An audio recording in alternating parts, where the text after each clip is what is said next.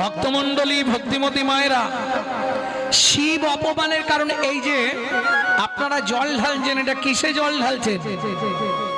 শিবলিঙ্গ। বাহ, কোথা থেকে পেলেন এটা? জানেন? জানেন না? শুনে নিন, আমি একটু বলে দিই। শুভেন্দু, আমি একটুখানি বলে দিই শিবলিঙ্গ সৃষ্টির রহস্য, কি করে শিবলিঙ্গ সৃষ্টি হলো একটু বলে দিই।